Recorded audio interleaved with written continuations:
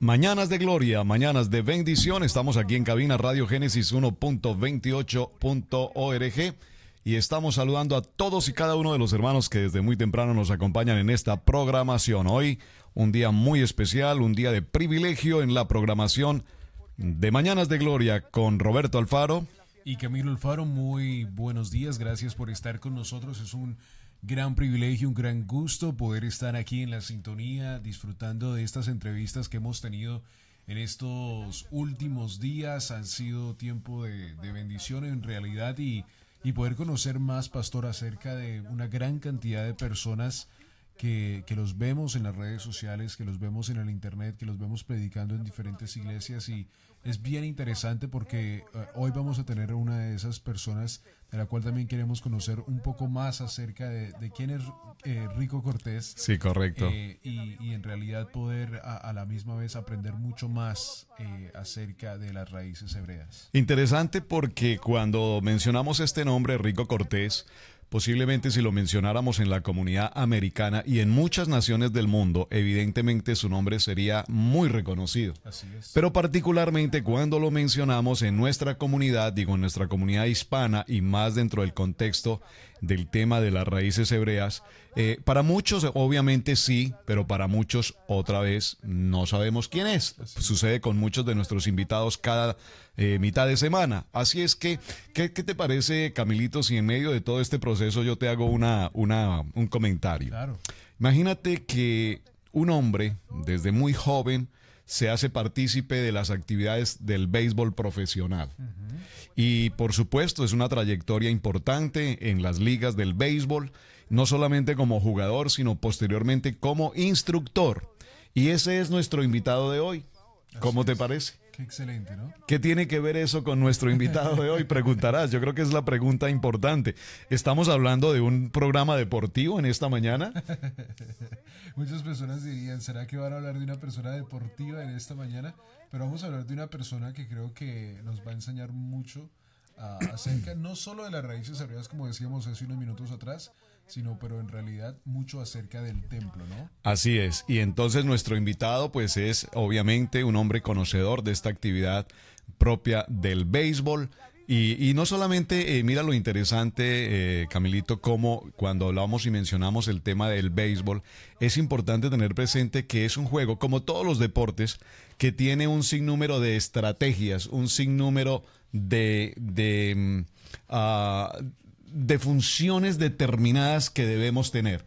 Así y creo es. que cuando aplicamos toda esta estrategia desde el punto de vista del deporte y luego lo traemos en el propósito de Dios, y es lo que nuestro invitado nos va a estar compartiendo hoy, como de las grandes ligas del béisbol, el Señor lo trae, si me permiten usar esta expresión y entre comillas, a las ligas del ministerio, sirviendo al pueblo y a través del Instituto del Templo y a través de la Torá enseñar a tantos y tantos hermanos en las naciones. Vamos a escuchar un poco el fondo de la enseñanza, de su manera de enseñar, de compartir, porque realmente hay algo que necesitamos resaltar y es ese don maravilloso de enseñanza como un maestro de la palabra.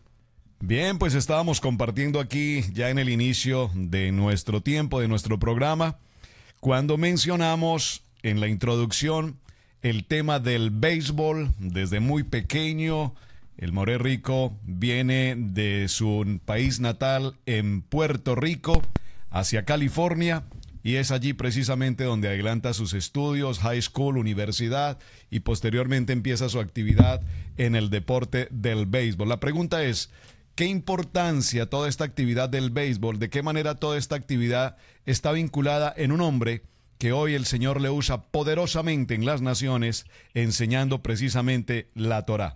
Así es que, hermano Rico, cuando le menciono este nombre, ¿qué viene, qué recuerdo viene a su corazón? Estamos hablando del caserío Manguito 23. Empecemos por allí. Oh, el Fanguito. El Fanguito, sí. El Fanguito es un nombre que le daban a cierto sector en San Juan, en el área de Santurce. Pues mi papá se crió allá, mi mamá se crió allá. Gente muy buena, trabajadora. Y pues el béisbol me ha ayudado a mí para desarrollar los hábitos de trabajo, para ser un tipo de atleta profesional uno tiene que desarrollar hábitos de trabajo, tiene que aprender a lidiar con lo que es la adversidad. Y en la Torá pues siempre se encuentran las mismas cosas, ¿no? Entonces, pues me ayudó mucho la formación de cómo yo puedo, la práctica, la repetición, el estudio y cosas así. Me ayudó mucho, gracias al Padre. Extraordinario. Estábamos leyendo un texto bíblico, bueno, lo encontramos en el libro de Mateo, en el capítulo 13, verso 57, y en el capítulo de Lucas, en el capítulo 4, verso 24. A ver, este texto bíblico, ¿qué reflexión trae a su corazón? Dice la palabra que, y añadió, de cierto os digo que ningún profeta es acepto en su propia tierra. En nuestra introducción hablábamos cómo si mencionamos el nombre de El Moré, nos encontraremos con que Rico Cortés seguramente en el ámbito americano y en el ámbito incluso internacional, en otras naciones, en Australia, en África, en Europa, seguramente su nombre es altamente reconocido. Sin embargo, en nuestra comunidad hispana o en la comunidad latina, si se puede usar esta expresión, estamos presentando hoy al reverendo, al pastor, al maestro, y el propósito de nuestro tema es conozcamos al maestro en esta mañana, Rico Cortés. Sí, gracias. Es que el Ministerio de la Sabiduría Natural se desarrolló prácticamente en el mundo exterior, no entre los latinos. Se tomó bastante tiempo, pues, para que pudiera yo estar preparado o la audiencia estar preparada para poder recibir el mensaje de lo que son raíces hebreas o el Nuevo Testamento, el Pacto Renovado o las cartas apostólicas en el contexto cultural hebraico, ¿no? Es una transición muy grande que las personas están tomando. Entonces, a veces el Eterno prepara a uno para el momento correcto, cuando entonces la audiencia esté preparada a escuchar, ¿no? Claro. Muchas personas, yo estoy seguro que si yo hubiera hablado con ustedes 15 años, 20 años atrás, no estuviera aquí hoy en la radio. Así es. Porque muchas cosas no las hubieran entendido o en la forma que la hubiéramos presentado no hubiera sido la correcta. Quiere decir que ha habido un tiempo de madurez en mi vida, en los últimos 20 años, que he podido pues aprender a manejar la información. ¿En qué momento, Moré Rico, de su trayectoria, estábamos mencionando el principio de su vida desde el punto de vista del deporte, ¿en qué momento aparece ya propiamente el desarrollo ministerial? ¿Viene de su familia, su esposa, su hogar? ¿Y en qué momento se da el lanzamiento a lo que significa sabiduría de la Torá? ¿En qué momento Dios pone en su corazón ya separarse de estas actividades del deporte y entregarse a tiempo completo en el ministerio? Bueno, en realidad yo siempre supe que tenía una función, ¿no? Porque yo me crié en la iglesia, una iglesia en California. Me crié en California, la iglesia Juan 3:16, que en ese tiempo era pentecostal, ¿no? Muchas cosas en la iglesia pentecostal, pues en aquel momento no me cuadraban por lo que se decía del púlpito y lo que yo leía en la Biblia, ¿no? De una edad temprana, de 13 a los 18 años. Yo cuestionaba, no de una forma de falta de respeto, ¿no? Pero yo cuestionaba muchas cosas y yo sabía que tenía una función. Yo entendía que tenía un propósito. Yo pensaba que el tiempo que era en el béisbol, ¿no? Pero después de 1998, cuando yo estuve en Venezuela por 6 años y trabajando en el béisbol, ¿no? Y en Venezuela mi corazón comenzó a recapacitar y a reevaluar mi vida, ¿no?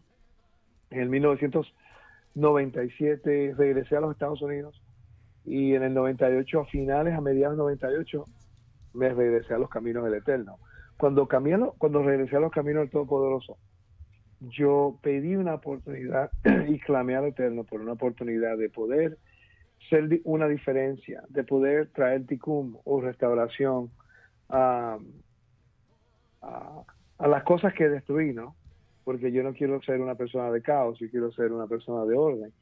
Y ya en el 99 comencé mi carrera de estudio, me senté a estudiar por casi 6, 7 años. y no me atreví a enseñar fuera de lo que era lugares donde yo estaba, porque no sabía, ¿no? No entendía algunas cosas.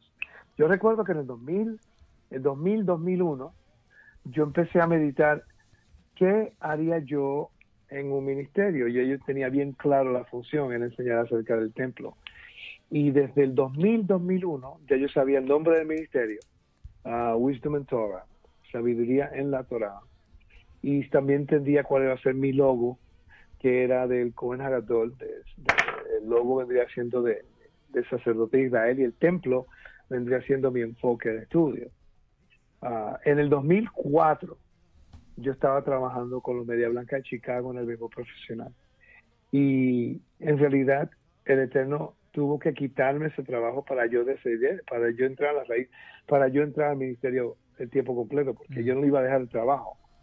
A veces uno se preocupa tanto por la seguridad de lo que uno piensa es seguridad.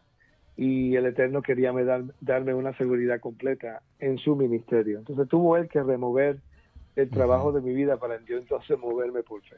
Wow. Y en este momento su familia está compuesta por ¿cuántos hijos? Tengo 2 hijos, uno de 26, uno de 21, y mi esposa, que vivimos en Florida. Extraordinario. Y una familia absolutamente comprometida en el ministerio. Amén, amén. Esos son los que me trabajan a mí. El ministerio de nosotros somos nosotros. La manager. Nosotros tenemos, sí, mi esposa es la secretaria y la que maneja todo. Mi hijo se encarga de todo lo técnico y se encarga de todo lo que es mis agendas. Y el hijo mayor también nos está ayudando. Estamos haciendo un podcast ahora en inglés, él y yo. Gracias al Eterno me ha bendecido con 2 buenos muchachos y una mujer extraordinaria. Y gracias a Todopoderoso por la oportunidad de poder ser padre, porque ese es el mandato. En realidad mi legado no es la Torah a las naciones. Mi legado es cómo yo trato a mi familia, como yo soy como padre, como esposo. En realidad esa es lo que tenemos que dejar, es nuestra marca en la familia primero y después al mundo. Extraordinario, realmente puedo escuchar este fin de semana.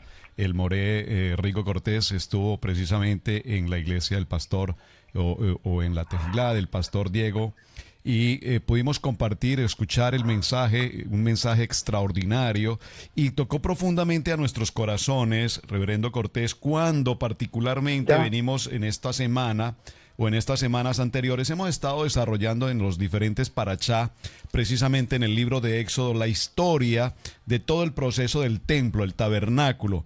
Y cuando llegamos a un punto en lo personal que me llamó poderosamente la atención, justamente en el capítulo 25, dice la palabra, y harás un propiciatorio de oro fino, y nos indica las dimensiones, y en el verso 18 dice, y harás también 2 querubines de oro labrados a martillo. Y en mi estudio, cuando desarrollamos el parachá, encontré que estos 2 querubines tipológicamente estarían representando 2 palabras en las que su ministerio trabaja profundamente: bondad y justicia.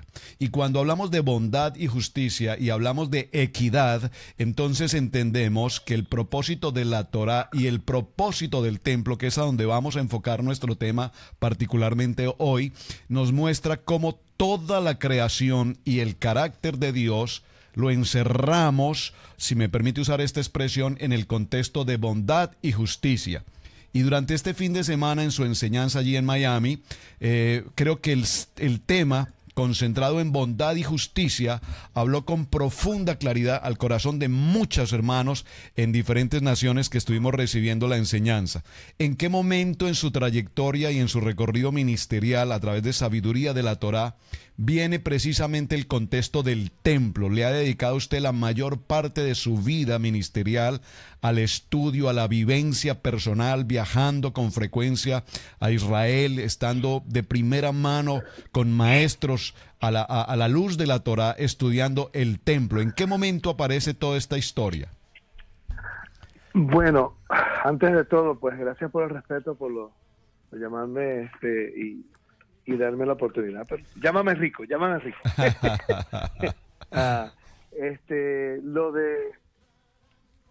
Lo del templo comenzó en 1996, antes de yo regresar a las cosas del Eterno. No, perdón, en 97. Antes de yo regresar a las cosas del Todopoderoso, mi hijo, el mayor, él estaba en una escuela cristiana. Yo siempre lo puse en una escuela privada cristiana porque quería que aprendiera valores bíblicos. Y él regresó a la casa y me empezó a hablar acerca del tabernáculo, de Mishkan.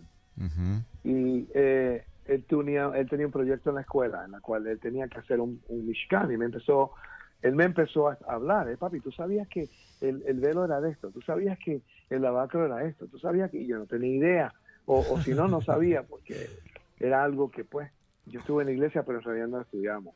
Y como que me dio un poquitico de vergüenza, pues, porque mi hijo sabía más que yo en eso. Entonces nos pusimos a estudiarlo, y entonces yo compré un tabernáculo modelo pequeño, y yo abrí el libro de Éxodo, y yo comencé a construirlo yo mismo. Es para construir uno mismo, pequeñito. Qué bueno. Y yo construí. Entonces ahí fue donde comenzaron mis principios de lo que es el tabernáculo del templo. La pasión mía siempre ha sido el tabernáculo del templo. Le doy gracias al Eterno que me ha dado el privilegio de ser estudiante ahorita mismo de una de las eminencias del templo en el mundo oriental y en el mismo Israel, ¿no? Que él tiene acceso a todos los líderes del templo en Israel, y él es mi maestro directo y mi mejor amigo, y él y yo pues vamos a Israel todos los años, y yo estudio con él 13 días, y yo estudio con él, generalmente estás estudiando con él una vez en semana, 2 o 3 horas, pero el templo en realidad ha tomado la mayoría de mi tiempo y mi estudio y mi enfoque, y todavía no sé nada. Estamos siguiendo aprendiendo todo el tiempo. Me gustó muchísimo una frase que compartió precisamente el fin de semana cuando dijo: estoy enseñando del templo, he estudiado mucho, me he preparado mucho, he pasado muchos años, sin embargo, para el día que el Señor aparezca nuevamente me dirá: lo hiciste bien, pero déjame enseñarte cómo es. Exacto. Mira, este año mismo yo fui a Jerusalén, estuve en un curso intensivo que yo llevo a mi maestro para que me enseñe, ¿no? Porque yo quiero siempre ser estudiante, y yo quiero que mis estudiantes sepan que yo soy un estudiante todavía. No solamente soy maestro, pero también soy estudiante primero que todo, ¿no? Sí.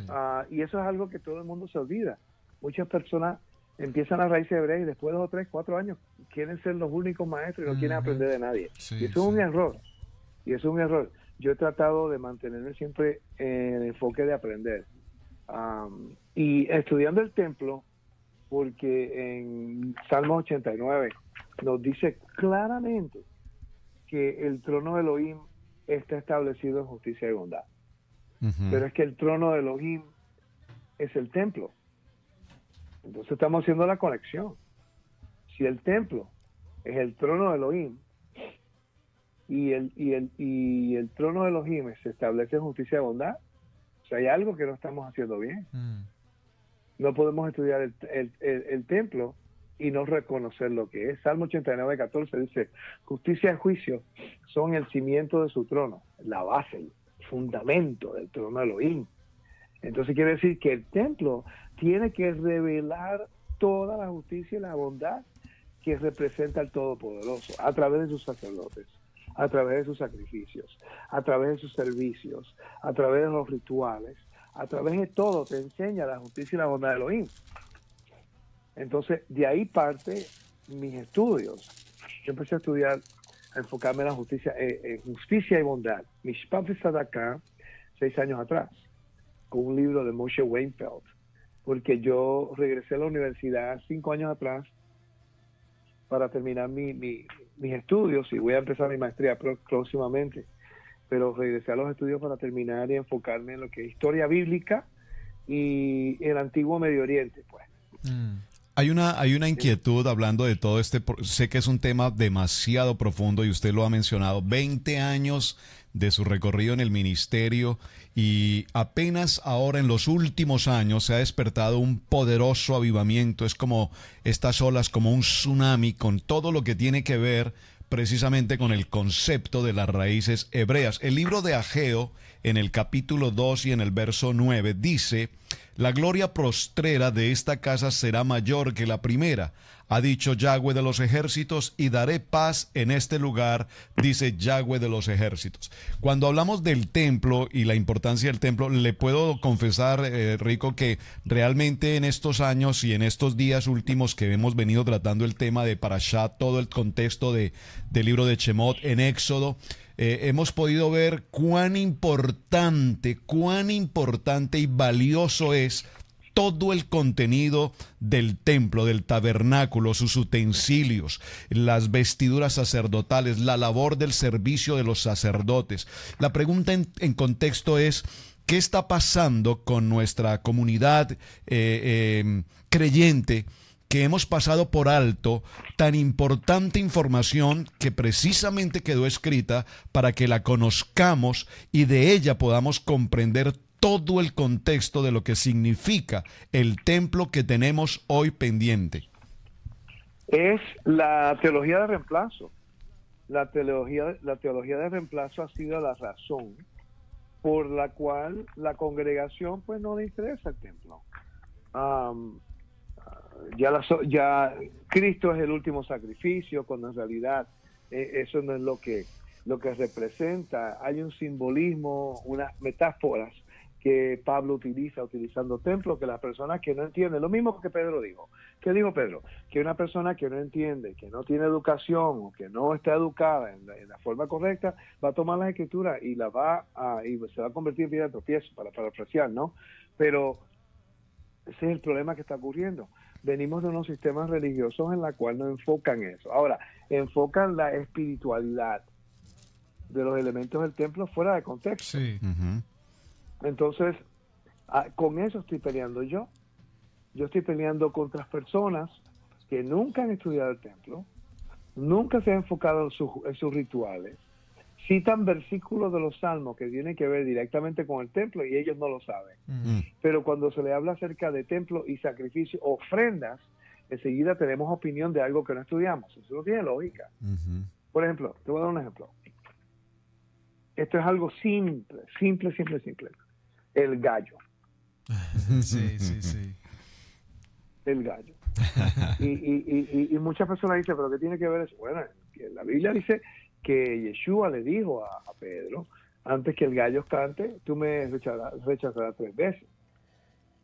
Entonces, cuando tú estudias el templo y estudias las leyes de Kedushá, que son las leyes de santidad, en la ciudad de Jerusalén, por cierto, no se permitían gallinas dentro de la ciudad de Jerusalén. Qué interesante. Entonces, por los niveles de santidad, ¿no?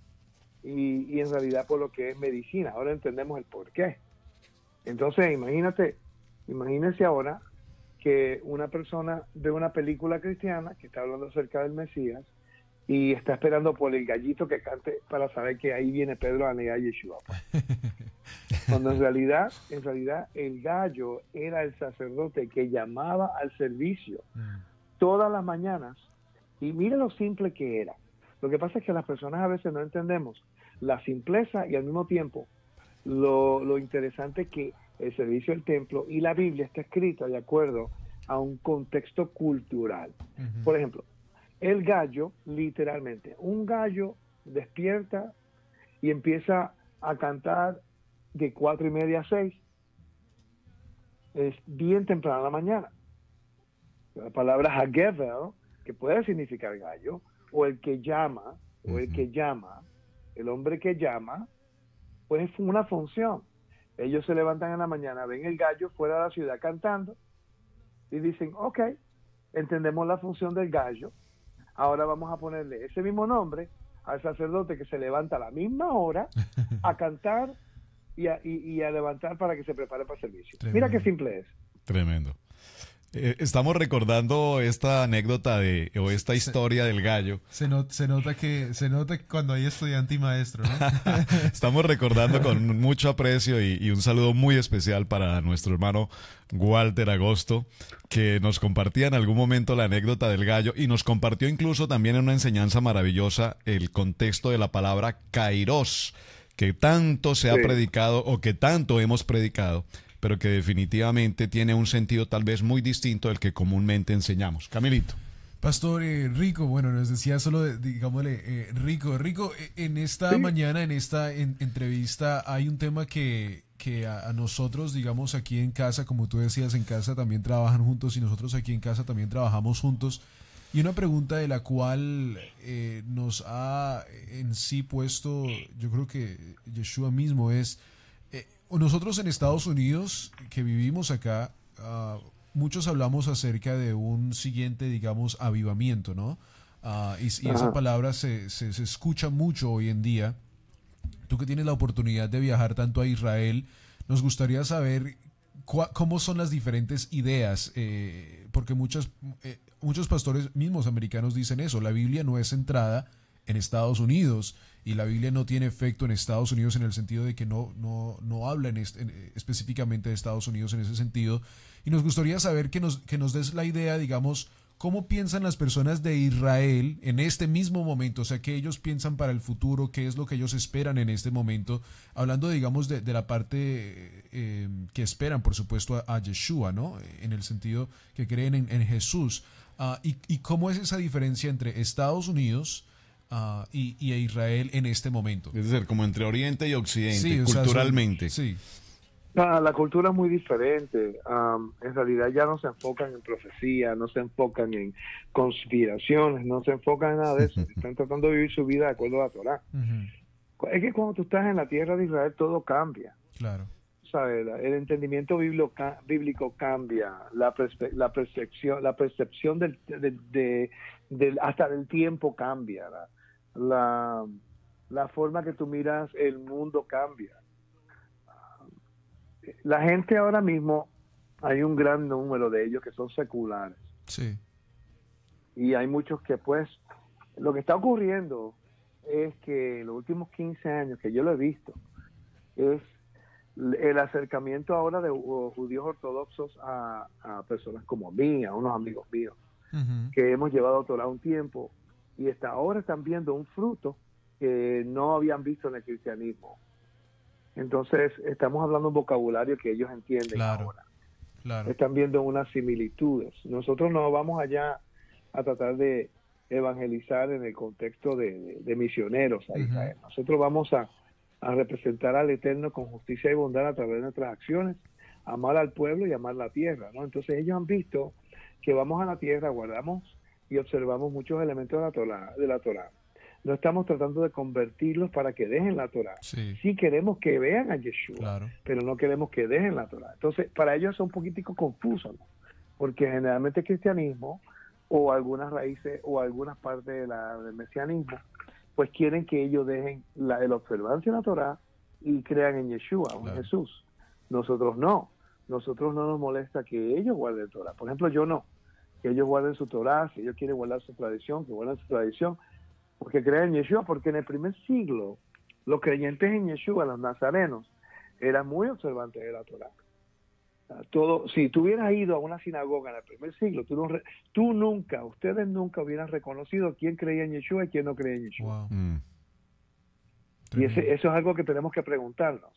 El problema es que la religión del judaísmo hoy no es la misma que el estilo de vida del primer siglo, porque en el primer siglo no había religión de judaísmo, había identidad de Israel como una nación que sirve al Eterno y guarda los mandamientos para obediencia.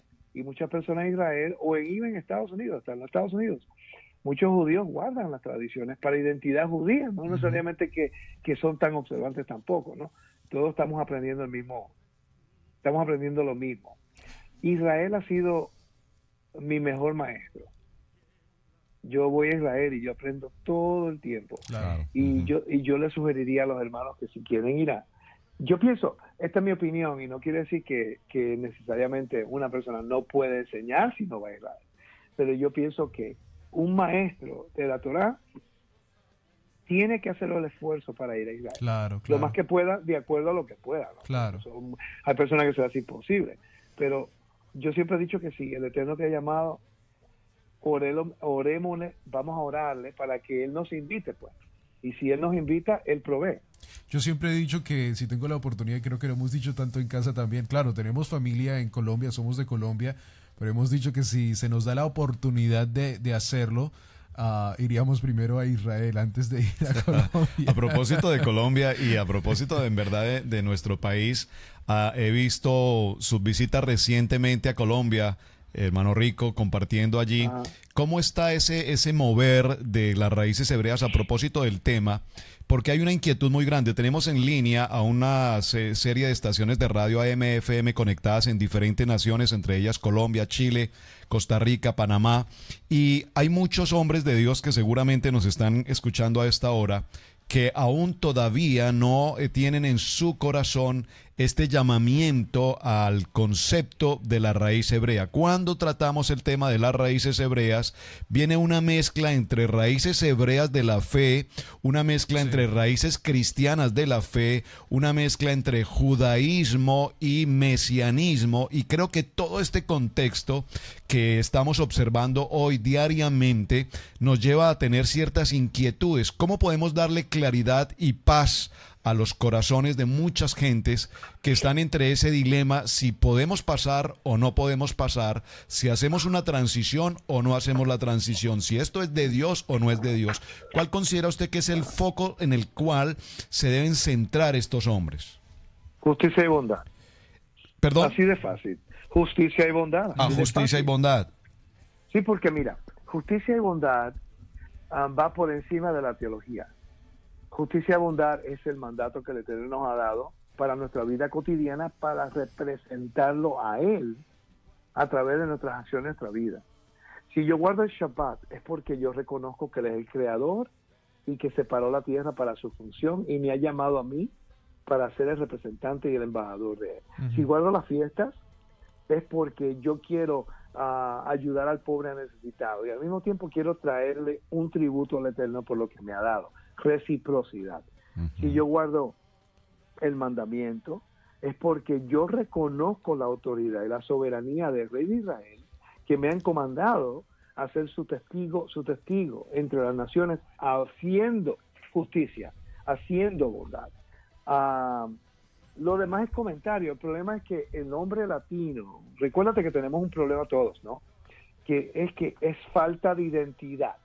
Tú te crías en Israel, perdón, naces en Colombia, yo nazco en Puerto Rico, yo hago esto, yo hago esto otro. De repente, usted le dicen, ¿sabían ustedes que ustedes son descendientes de los sefarditas? Pues, son descendientes de los dispersos de Israel, los Bnei Anosim, los forzados. Y ahí entra el conflicto de identidad. Sí. El problema es que no se ha estudiado las leyes de adopción del antiguo Medio Oriente y cómo se aplican en las cartas de Pablo, porque no todos los latinos son hijos de Israel, pero dentro de todos los latinos hay un gran remanente de Israel. Wow, tremendo. Entonces, si no le enseñamos lo que es identidad, no del cristianismo, ni no del judaísmo, ni no del mesianismo, ni la raíz hebrea, dentro de la identidad y la función de cada creyente dentro del reino de Elohim, siempre vamos a estar buscando una denominación para identificarnos, cuando en realidad ya nos hemos identificado como los hijos de Abraham para hacer la función de nuestro Padre Celestial, que nos dio acceso a través de Yeshua, su Hijo, para que podamos traer restauración a todas las cosas. Es simple, pero yo sufrí de ese problema de identidad. Por supuesto. Claro, y esa es una de las cosas, digamos, que justo yo he hablado con muchas personas que también están han estado también como en ese dilema. Y la respuesta que he recibido de muchos maestros es exactamente esa, es falta de identidad en ellos mismos. Y otra pregunta que yo quería hacerte y que en verdad le tratamos de hacer a todos nuestros invitados es ¿cómo está bien? Hemos entrado a este tema y hay una gran cantidad de iglesias de las cuales tú también viajas, visitas y predicas allí, pero ¿cómo alcanzamos a la siguiente generación para que ellos también puedan entrar en este tema? Yo sé que, digamos, en casa, tú dices que ya, digamos, tus hijos, y digamos, en nuestra casa también, y en algunas casas también, pero la gran cantidad de generaciones que nos por venir, sí, los millennials, que en este momento, siempre lo he dicho cuando estoy aquí en la radio, no trato de hablar mal de ellos, pero es una generación que es muy dura de alcanzar. Muy desconectada realmente. ¿Y cómo vamos a poder también entrarlos a ellos en este mismo tema? Una pregunta que te voy a hacer a ti. ¿Por qué tú trabajas con tu papá y por qué tú sirves al Eterno? Rapidito. Porque tú tienes una conexión con el Eterno a través de tu papá, ¿no? Sí. Ok. Si tú destruyes la familia, y no hay una identidad, Ujú. y no tienes mis hijos, la razón por que están conmigo es porque saben que yo estoy presente. Claro. Este es el problema, por eso es que necesitamos adopción Sí. dentro del reino. Por eso que el judaísmo, cuando una persona, ¿qué es lo que hace el judaísmo? Cuando una persona quiere saber del Dios de Israel, ellos te toman y te hacen sentir como familia, te proveen una identidad, Claro, y la claro. persona se siente que ahora es parte de algo. La generación moderna les interesa más estar en el teléfono, Claro. y los padres Lo padres, permiten. tú lo ves, mira, tú lo ves cuando vas a una congregación. Exacto. Cuando Sí. tú vas a una congregación, los padres están poniendo atención al servicio y los hijos están en el teléfono, pues, y en el iPad. Sí, sí. Entonces, después se preguntan por qué los hijos no tienen ningún interés a las cosas del Señor. Porque no le enseñamos y tenemos que entretener a los muchachos, pues.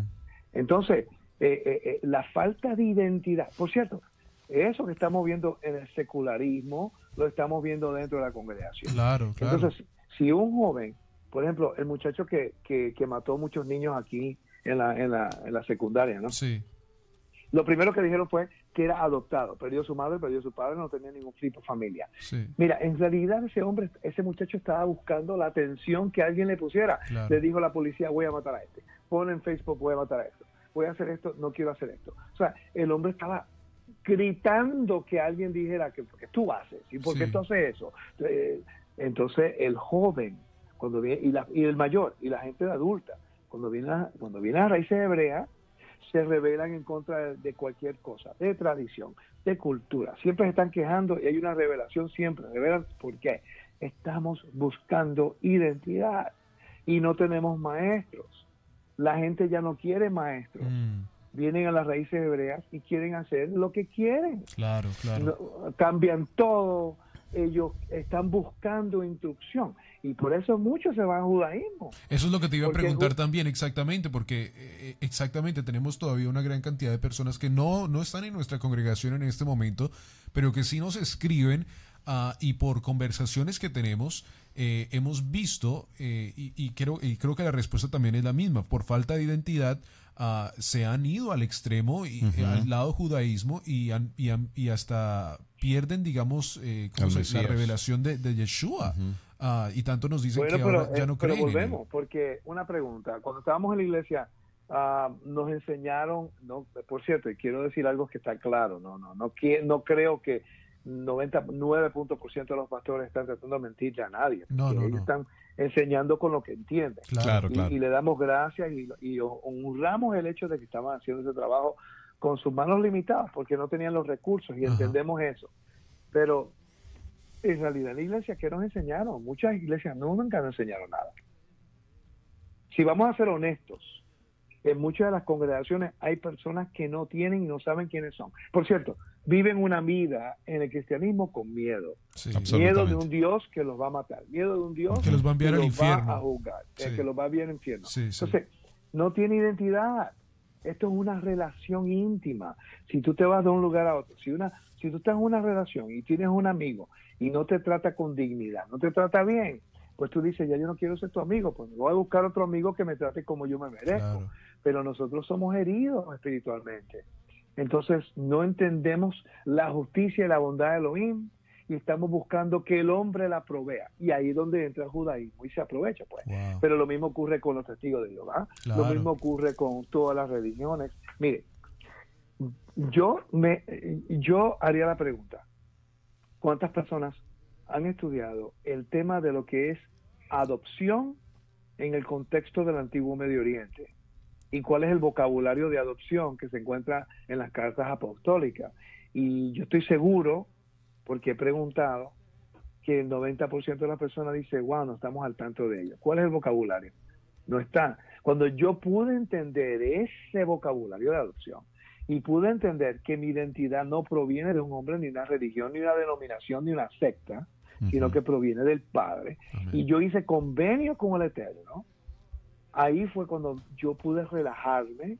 No estoy tratando, respeto al judaísmo, respeto a los judíos, los valoro, los quiero, aprendo mucho de ellos, pero yo no necesito su religión para poder estar en el reino de Elohim, porque Exacto. él estableció precedentes en la Biblia en la cual fue Él el que escoge las personas que van a representarlo. Y hay algo en común. Hay una cosa en común que ata a todas estas personas. Las personas que lo representaron a Él fueron personas que obraron, que hicieron justicia y bondad. Ruth. Tengo una pregunta de un oyente. Nos escribe una persona, precisamente del hermano país de Colombia, y nos hace esta pregunta. ¿Cómo podemos formarnos o establecernos en el principio de las raíces hebreas cuando en la internet hay tanta información y no sé exactamente a quién seguir, cómo seguir? ¿Cómo puedo establecer un verdadero mensaje completamente limpio? Me parece una pregunta muy interesante, Rico, porque evidentemente hoy a través de mi esposa utiliza esta expresión, el rabino Google. El rabino Google enseña tantas cosas y evidentemente vemos cómo las personas en su interés, en su afán por buscar, por conocer, por estudiar, se van en líneas o en direcciones muy, pero muy opuestas a lo que realmente es el propósito del contexto hebreo propiamente. Falta de estructura, falta de educación y la negligencia del creyente de someterse a una persona que les pueda ayudar. Lo hicimos en el sistema cristiano. En el sistema cristiano ciegamente nos sometíamos nosotros a un sistema religioso sin investigar, sin validar y verificar. Claro. Ahora salimos a la Torá y en vez de buscar maestros que nos enseñen, no queremos a nadie, pues. Queremos nosotros ser los únicos y todo. Pero porque venimos rebeldes de ese lado, ¿no? ¿Ah? Pero porque venimos rebeldes de ese lado, ¿no? Venimos heridos, no rebeldes. Venimos heridos. Venimos, la rebelión viene más tarde cuando reconocemos lo mucho que sentimos que nos mintieron, pero no fue voluntariamente, sino fue por la herencia de la historia, ¿no? Eso es parte que tenemos que realizar. Pero fíjese, en realidad el judaísmo tiene algo muy sabio. Y yo no lo entendí por 10 años, no lo entendí. Lo vine a entender a 7 años atrás. El judaísmo te dice, ¿tú quieres aprender? Búscate un rabino, pues. Búscate un maestro que te enseñe los fundamentos básicos. Cuando usted va a la escuela, no te ponen en el 10º grado, te ponen en el primero, pre-kinder, después primer grado. Claro. Y el maestro, y cuando si tú eres un profesional atleta, tienes que tener maestros. Donde quiera que tú vas, tienes que tener un maestro. Y si tú tienes un maestro, te quedas con ese maestro hasta que tú aprendas. Y cuando aprendas, el maestro tiene que facilitar y pasar la batuta, el batón a otro maestro que te pueda ayudar a llevarte al otro nivel. No, eso no se hace en raíces hebreas. Ahora nosotros queremos mantenerlos con nosotros igualitos que hicimos el cristianismo.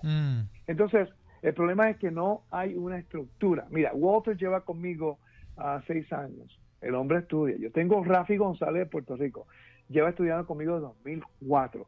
Yo tengo estudiantes que llevan conmigo mucho tiempo. Y ellos me siguen escuchando y hablamos, pero nos hemos convertido en amigos también, hermanos, familia, ¿no? Entonces nos respetamos, pero llega el momento que ellos necesitan más instrucción.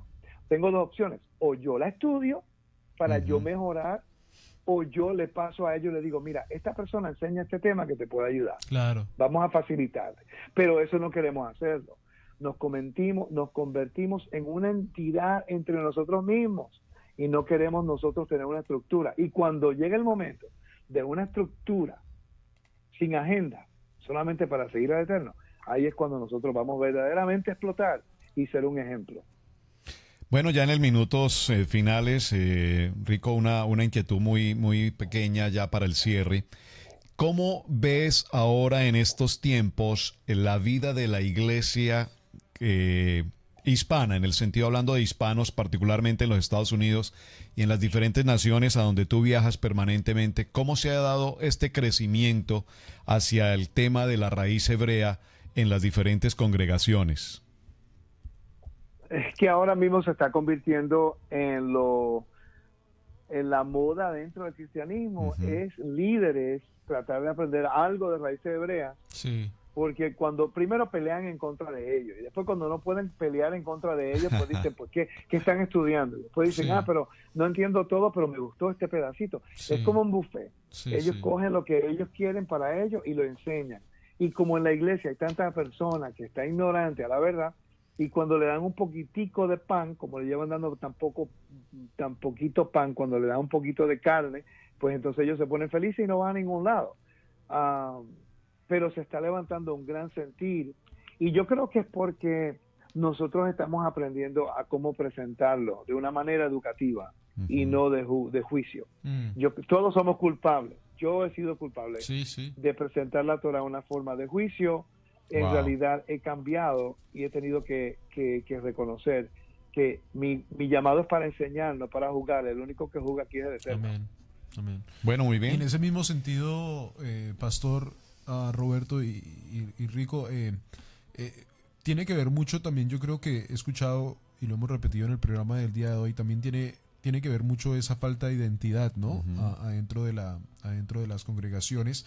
Pero también me gustaría hacerte esa pregunta, porque lo que estabas diciendo, vienen, estudian un poquito y después regresan y dan un poquito de pan, pero entonces el efecto que va a tener eso puede también ser difícil en la iglesia, ¿no?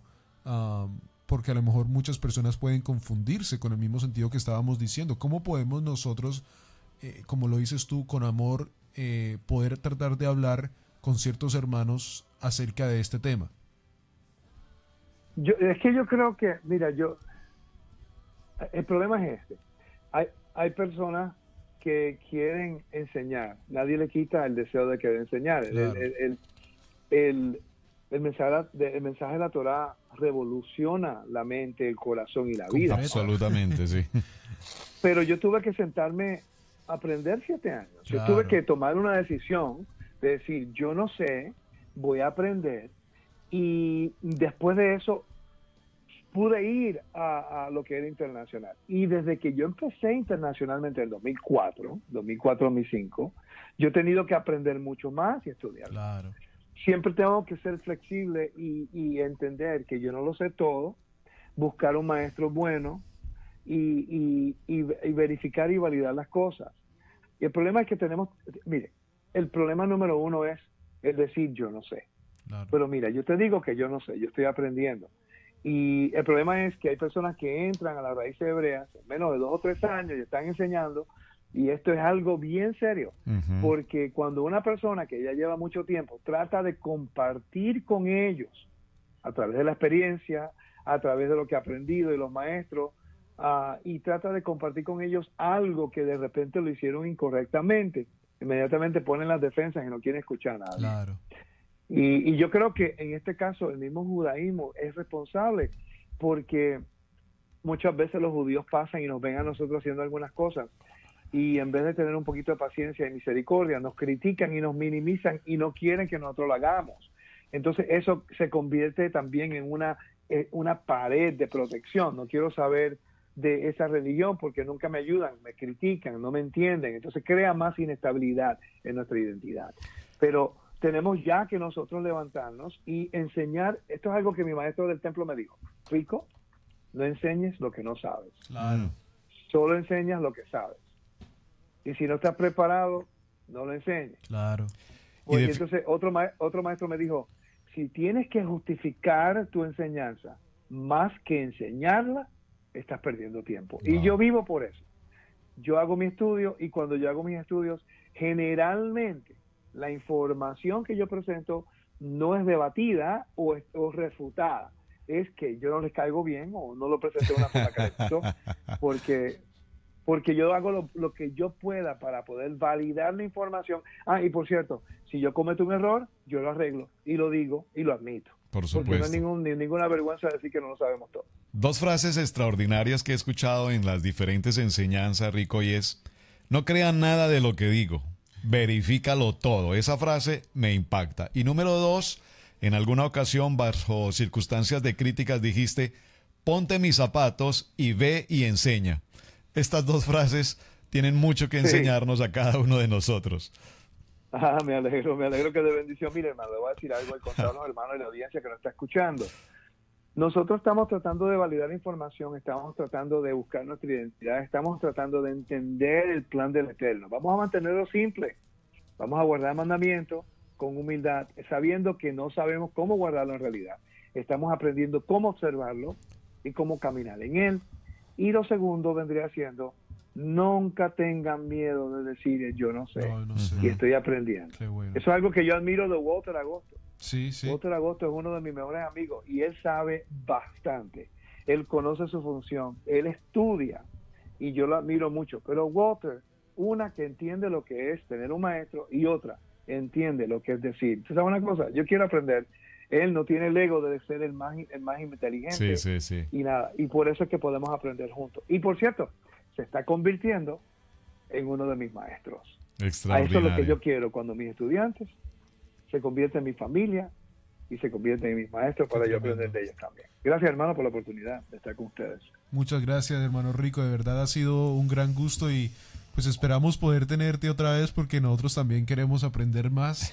Así que esta es tu casa aquí en Radio Génesis. En verdad ha sido un gran gusto poder hablar contigo en esta mañana y a la misma vez te extiendo esa invitación para que puedas regresar con nosotros y enseñarnos, no solo a nosotros aquí en cabina, sino a una gran cantidad de personas que también están en este momento en la sintonía y que queremos aprender. En verdad, yo creo que esa es una de las cosas que podemos sacar de esta entrevista, es aprender. Y lo más importante, aprender conociendo la fuente. Sí. Porque cuando la fuente envía esa agua limpia, la palabra, entonces sabemos que estamos alimentándonos de una fuente de sabiduría, como es el nombre del ministerio, sabiduría en la Torá. Así es que, pues, amado Moré Rico, de verdad que ha sido un privilegio compartir estos minutos, mucho tema por tratar, mucha profundidad sobre tanto que tenemos que hablar, pero realmente estamos muy agradecidos y a todos los hermanos que nos han acompañado en las diferentes naciones a través de las estaciones de radio afiliadas a MFM. Tengo muchas preguntas aquí en nuestro chat, realmente pues el tiempo no nos ha permitido compartirlas, pero sí queda la invitación abierta para que en otro momento, dependiendo de su tiempo, podamos tener un tiempo precisamente de preguntas a estas inquietudes de tantos hermanos que enviaron hoy mensajes y mensajes y mensajes. Yo quiero saber, yo quiero preguntar por qué. Así es que hay muchas inquietudes, hermanos, pero el propósito de hoy, conozcamos al Moré Rico Cortés y todo el trabajo de su ministerio, Sabiduría en la Torá. Muchísimas gracias. Gracias, hermanos, es un placer. Bueno, ha sido un gran gusto en esta mañana tener a nuestro invitado especial y a esta gran cantidad de entrevistas que hemos tenido en estos últimos días. Ha sido un gran placer, pastor. A la misma vez, pues hemos tenido no solo el privilegio de entrevistar a nuestro hermano Rico, hemos tenido el privilegio de entrevistar, como decías tú, a nuestro amigo y hermano de la fe en Puerto Rico, a nuestro amigo hermano Walter Agosto, sí. Y ha sido un gran gusto. También tuvimos a nuestro hermano Diego Higuita. Diego Higuita, extraordinario. Y sí. le quería recordar a todas las personas que esas entrevistas que hemos estado haciendo las pueden encontrar otra vez en nuestro canal de YouTube.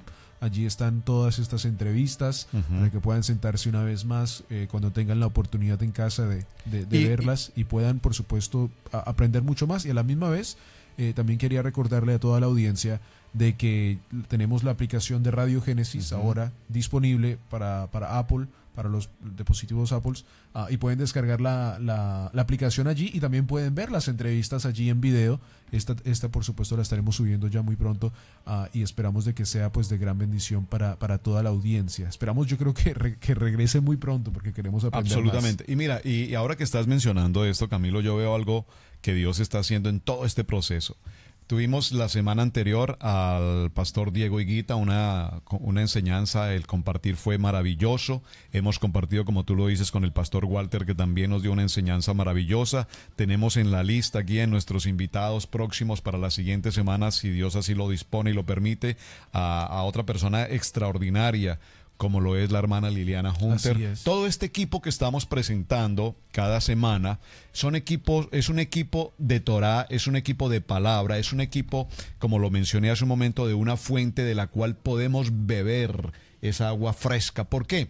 porque evidentemente en el Internet se pueden encontrar tantas enseñanzas que incluso nos pueden llevar en un camino totalmente equivocado. Sí, así es. Y nuestro propósito a través de Mañanas de Gloria y el tiempo de Conozcamos el Corazón del Pastor es precisamente que cuando presentamos a uno de estos hombres, de estos ministros, tengamos la claridad, le conozcamos en su testimonio, en su preparación y por supuesto entendamos en ellos el fluir del ministerio y el llamamiento al contexto de la palabra. Así es, bueno, ha sido un gran gusto, un gran privilegio poder estar con ustedes en el día de hoy.